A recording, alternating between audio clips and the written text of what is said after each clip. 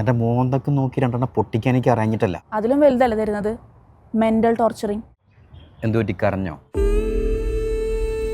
അതോ കണ്ണെഴുതിയില്ലേ? ഇല്ല, എനിക്കിതുവരെ മനസ്സിലായിട്ടില്ല എനിക്ക് എന്തിനൊക്കെ പെർമിഷൻ ഉണ്ട് പെർമിഷൻ ഇല്ലാന്ന്. കണ്ണെഴുതാനുള്ള പെർമിഷനൊക്കെ ഞാൻ തന്നിട്ടുണ്ടല്ലോ. 4 ആൾ കൂടുന്നിടത്ത് കണ്ണെഴുതാനുള്ള പെർമിഷൻ എനിക്കില്ലല്ലോ. മതി മതി, ചായ കുടിക്കേ. സംസാരിക്കണം. ഇതൊരു പബ്ലിക് പ്ലേസ് ആണ്. അതൊക്കെ സംസാരിച്ചേ പറ്റൂ. സംസാരിക്കുമ്പോൾ ചെവി തരാറില്ലല്ലോ.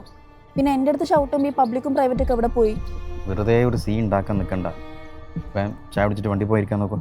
ഞാൻ എന്തിനും മിണ്ടാതിരിക്കണം? ഞാൻ നിങ്ങളുടെ ഇഷ്ടത്തിന് മാത്രം ജീവിക്കണം നിർബന്ധമുണ്ടോ? എൻ്റെ വീട്ടിൽ എൻ്റെ ചിലവിൽ കഴിയുമ്പോൾ ചിലപ്പോൾ അങ്ങനെയൊക്കെ ജീവിക്കേണ്ടി വരും.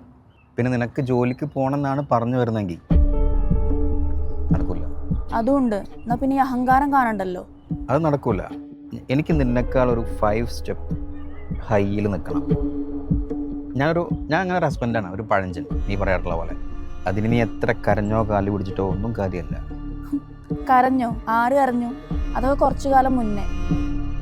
നിസാരം ഒരു ചായ കുടിക്കണമെങ്കിൽ വരെ നിങ്ങൾ ഇഷ്ടത്തിനാവണ്ടേ? നിങ്ങൾക്കറിയാം ഞാൻ ഇത് കുടിക്കൂലെന്ന്. ഒരു കോഫിയോ ജ്യൂസോ വാങ്ങി തന്നാൽ തീരാവുന്ന പ്രശ്നമുള്ളോ നിനക്ക്? ഒച്ചടാനാണെങ്കിൽ എനിക്കും അറിയാം. ഇപ്പം എന്താ പബ്ലിക്കും പ്രൈവറ്റും ഒന്നുമില്ലേ? അങ്ങനെ സ്വന്തം ഇഷ്ടത്തിന് ജീവിക്കണമെങ്കിൽ പറ, ഞാൻ നിന്നെ വീട്ടിൽ കൊണ്ടാക്കി തരാം. എൻ്റെ വീട്ടിൽ പോവാനുള്ള വഴി എന്ത് എനിക്കറിയില്ലേ? എൻ്റെ മോന്തൊക്കെ നോക്കി രണ്ടെണ്ണം പൊട്ടിക്കാൻ എനിക്ക് അറിഞ്ഞിട്ടല്ല. പക്ഷെ ഒരു ഭാര്യയെ തല്ലി എന്നുള്ളൊരു ടൈറ്റിൽ എനിക്ക് വേണ്ട. അതന്നെ. എന്തിന് തല്ലണം? അതിലും വലുതല്ല തരുന്നത് മെൻ്റൽ ടോർച്ചറിങ്. നേരത്തെ പറഞ്ഞ ഹൈ ഉണ്ടല്ലോ, അവിടെ തന്നെ നിന്നോ.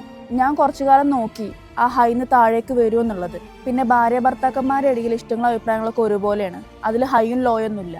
അപ്പം മാഡം തുനിഞ്ഞിറങ്ങിയതാണ് രണ്ടും കൽപ്പിച്ച്. ഇറങ്ങിയല്ലേ പറ്റൂ. പണ്ടത്തെ കാലൊന്നും അല്ലല്ലോ.